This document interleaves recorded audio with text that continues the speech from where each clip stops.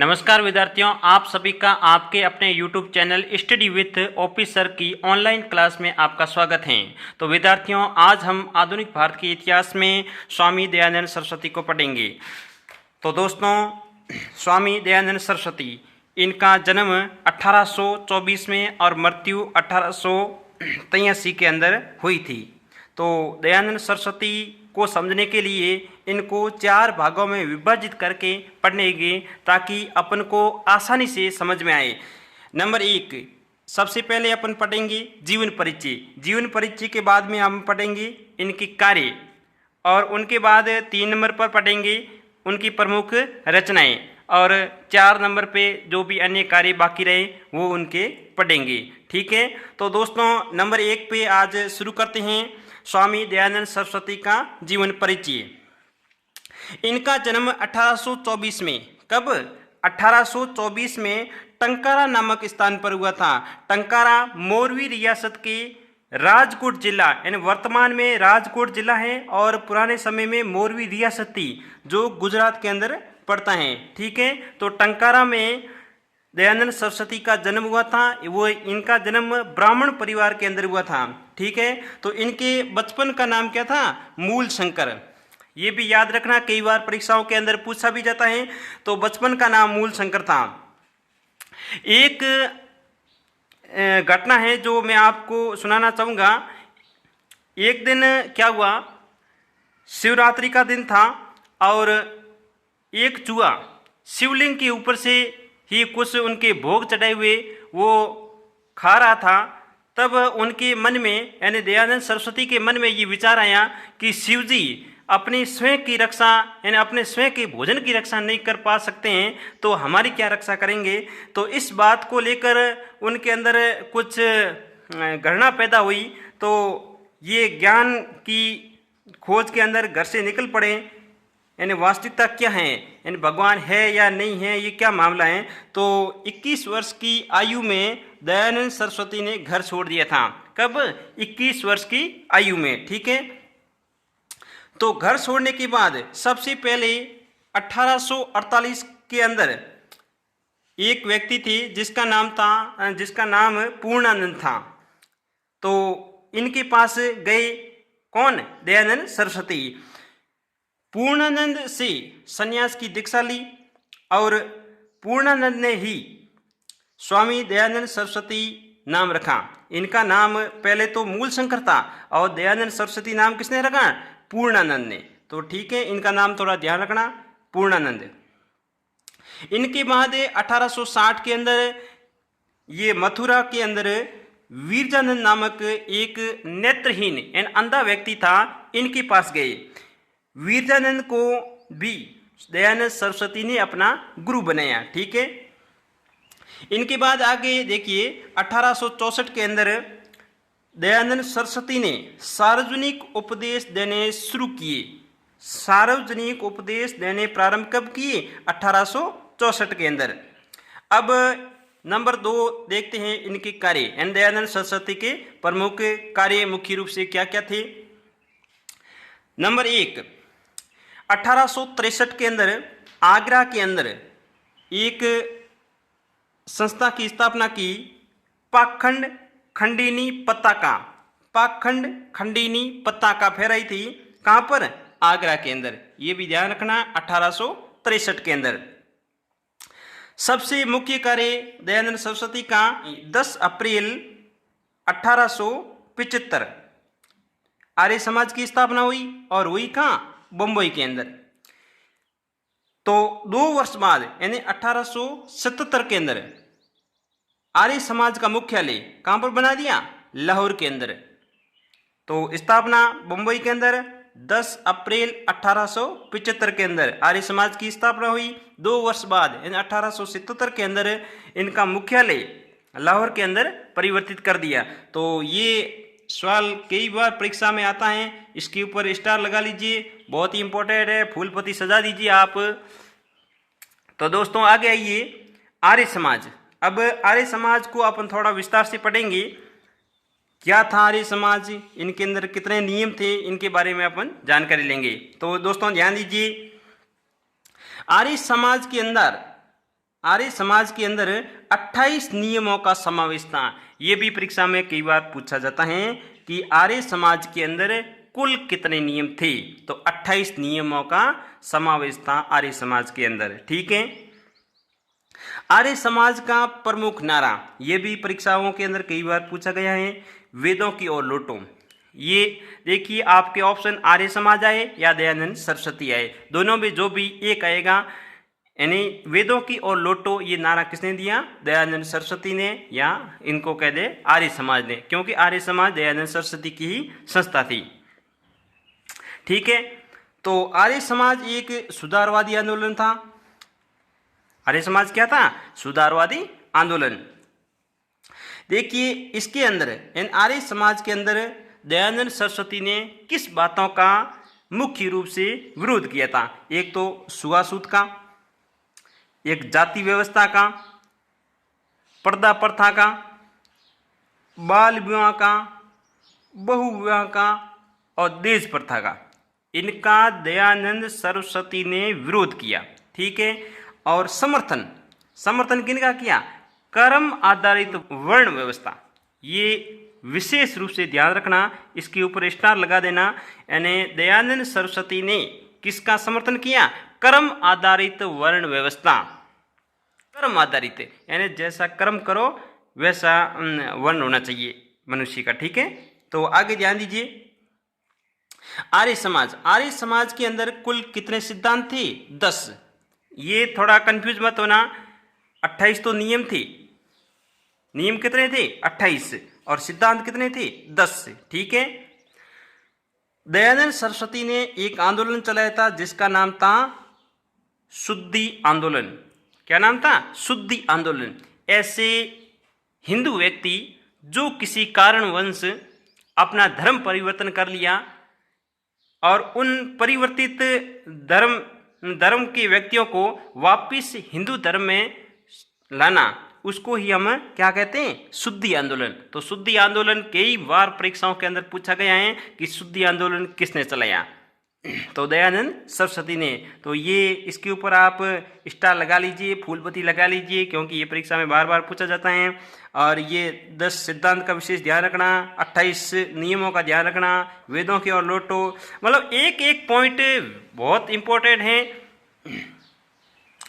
आगे ध्यान दीजिए, स्वराज्य, स्वधर्म, स्वदेशी, स्वभाषा, इन 4 शब्दों का आप विशेष रूप से ध्यान रखना। चारों ही स के पहले वर्ण से शुरू होता है, स्वराज्य, स्वधर्म, स्वदेशी और स्वभाषा। इन शब्दों का सबसे पहले प्रयोग दयानंद सरस्वती ने किया। ठीक है। तो बच्चों इनका विशेष रूप से आप ध्यान रखना, स्वराज्य, स्वधर्म, स्वदेशी, स्वभाषा। ठीक है। हिंदी को सबसे पहले राष्ट्र की भाषा बनाने की मांग दयानंद सरस्वती ने की थी। ठीक है। आगे ध्यान दीजिए, 1882 के अंदर दयानंद सरस्वती ने गोरक्षिणी समिति की स्थापना की। किसकी, गोरक्षिणी समिति की। तो इन अच्छे कार्यों के कारण दयानंद सरस्वती को भारत का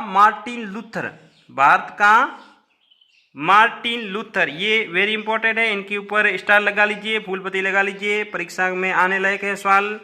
ठीक है। तो भारत का मार्टिन लूथर किसे कहते हैं, दयानंद सरस्वती को। तो आगे ध्यान दीजिए, दयानंद सरस्वती की रचनाएं 3 नंबर पे आप ध्यान दीजिए। तो सबसे प्रमुख रचना दयानंद सरस्वती की सत्यार्थ प्रकाश था। तो ये कई बार परीक्षाओं के अंदर पूछा गया है, वेरी वेरी वेरी इंपॉर्टेंट है, ध्यान रखना। सत्यार्थ प्रकाश जो कि हिंदी भाषा के अंदर लिखा गया था, कई किताबों के अंदर आपको मिलेगा संस्कृत भाषा। तो ये विशेष रूप से आप यहाँ ध्यान रखना, कंफ्यूज मत होना, ये हिंदी भाषा के अंदर लिखा गया। ठीक है।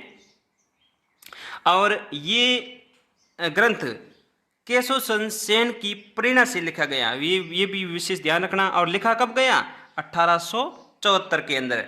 2 नंबर आप विशेष ध्यान दीजिए, वेद भाष्य भूमिका, ये भी रचना किसकी थी, दयानंद सरस्वती की। आगे रचना कौन सी थी, वल्लभाचार्य मत का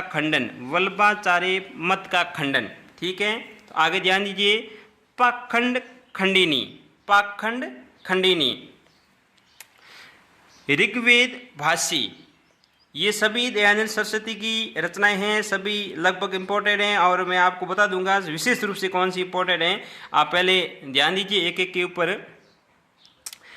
आगे 6 नंबर में यजुर्वेद का हिंदी में अनुवाद, यजुर्वेद का हिंदी में अनुवाद। 7 नंबर में है अद्वैत मत का खंडन, अद्वैत मत का खंडन। 8 नंबर में है पंचमहायज्ञ विधि, पंचमहायज्ञ विधि। 9 नंबर में है गौ रक्षा नहीं गौ करुणा निधि, गौ रक्षा नहीं गौ करुणा निधि। 10 नंबर में है आर्योद्देश्य रत्नमाला, आर्योद्देश्य रत्नमाला। 11 नंबर में व्यवहार भानु, व्यवहार भानु। 12 नंबर पे देखिए स्वीकारोत्री, स्वीकारोत्री, ठीक है। और 13 नंबर में है खंड खाद्य भाष्य। तो इतने ग्रंथों की या इतनी रचनाएं दयानंद सरस्वती के द्वारा की गई। तो आप विशेष रूप से मैं बता देता हूँ किस किस का ध्यान रखना है। एक तो सबसे इम्पोर्टेंट सत्यार्थ प्रकाश है ही, नंबर 2 वेद भाष्य भूमिका, और 6 नंबर पे लिखा हुआ है यजुर्वेद का हिंदी में अनुवाद किया दयानंद सरस्वती ने। नंबर 7 पे लिखा हुआ है अद्वैत मत का खंडन किया, और लास्ट में नंबर 13 पे लिखा हुआ है खंड खाद्य भाष्य। तो इन रचनाओं का आप विशेष रूप से ध्यान रखना, और बाकी सभी रचनाएं वैसे तो इम्पोर्टेंट है ही, पर इनका विशेष रूप से आप ध्यान रखना, ठीक है। अब आगे चलते हैं अन्य कार्य। अब अन्य के अंदर 30 अक्टूबर 1883 के अंदर, कब 30 अक्टूबर 1883 के अंदर दयानंद सरस्वती की मृत्यु हो गई थी। तो मृत्यु कब हुई? 30 अक्टूबर 1883 दिवाली का दिन था और अजमेर के अंदर मृत्यु हुई। यहाँ पर भी मैं आपको एक कहानी सुनाना चाहूँगा। एक बार क्या हुआ, दयानंद सरस्वती राजस्थान के जोधपुर जिले में आए हुए थे। यहाँ उस समय राठौड़ वंश के शासक जिसका नाम था महाराजा जसवंत सिंह द्वितीय, महाराजा जसवंत सिंह द्वितीय। वो क्या है, एक बार शराब के नशे के अंदर उनकी दासी थी जिसका नाम था नन्ही भक्तन। नन्ही भक्तन की पालकी को कंधा दिए हुए था। तो दयानंद सरस्वती ने देखा उनको और उनको धिक्कारा कि आप इतने बड़े राजा होते हुए भी आप एक छोटी दासी को कंधा दे रहे हो, आपको धिक्कार है। तो इससे क्रोधित होकर उस दासी नन्ही ने दयानंद सरस्वती को, यानी जसवंत सिंह का एक रसोइया था जिसका नाम था गोड़ मिश्रा। क्या नाम था? गोड़ मिश्रा। गोड़ मिश्रा के साथ में मिलकर नन्ही ने दूध के अंदर कांच घोल के मिला दिया था और उनके पीने से दयानंद सरस्वती के आंतों में इन्फेक्शन हो गया और कुछ ही दिनों बाद दीपावली के दिन अजमेर में उनकी मृत्यु हो गई 30 अक्टूबर 1883 के अंदर।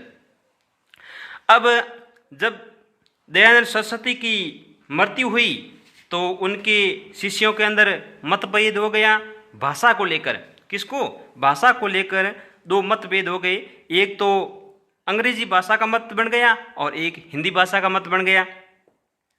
ठीक है, अंग्रेजी भाषा और हिंदी भाषा। ठीक है, तो अंग्रेजी भाषा का समर्थक कौन था? लाला हंसराज। लाला हंसराज, यहाँ से परीक्षा के अंदर प्रश्न पूछे जाते हैं, इसलिए आप विशेष रूप से ध्यान दें। अंग्रेजी भाषा का समर्थक कौन था? लाला हंसराज। और दूसरा एक सहयोगी और था लाला लाजपत राय। ठीक है, और इधर हिंदी भाषा, हिंदी भाषा मत के समर्थक स्वामी श्रद्धानंद, स्वामी श्रद्धानंद। दूसरा और था मुंशी राम। कई किताबों में ये दोनों एक व्यक्ति भी बता रहे हैं, कई में अलग अलग लिखा हुआ है, तो अपन को दोनों नाम याद रखने हैं। और तीसरा था लेखराज। तो ये तीनों नाम ध्यान रखने, हिंदी भाषा के समर्थक और ये थे अंग्रेजी भाषा के समर्थक। तो देखिए इन्होंने लाला हंसराज और लाजपत राय ने 1886 के अंदर लाहौर में, कहाँ, लाहौर में दयानंद एंग्लो वैदिक कॉलेज, दयानंद एंग्लो वैदिक कॉलेज एंड DAV की स्थापना की। आप ये भी ध्यान रखना। और इधर इन तीनों ने मिलकर 1902 के अंदर हरिद्वार में गुरुकुल कांगड़ी विश्वविद्यालय की स्थापना की। गुरुकुल कांगड़ी विश्वविद्यालय, कांगड़ी ऊपर बिंदी लगा देते हैं, गुरुकुल कांगड़ी विश्वविद्यालय की स्थापना की। ठीक है, तो दयानंद सरस्वती की प्रेरणा या आर्य समाज की प्रेरणा लेकर एक महिला थी पंडिता रमाबाई, पंडिता रमाबाई। इन्होंने महाराष्ट्र के अंदर, यानी ये महाराष्ट्र की थी, और महाराष्ट्र के अंदर 2 संस्थाओं की स्थापना की थी, जिसका नाम था, एक का नाम था आर्य महिला समाज, आर्य महिला समाज 1881, आर्य महिला समाज 1881। नंबर 2 था शारदा सदन, शारदा सदन 1889। ठीक है, तो मेरा वीडियो कैसा लगा आपको? अच्छा लगा है तो ज़रूरतमंद विद्यार्थियों के साथ शेयर करें, लाइक करें, सब्सक्राइब करके आप घंटी का बटन विशेष रूप से दबा दें, ताकि समय समय पर ये वीडियो आपको मिलते रहें। धन्यवाद दोस्तों।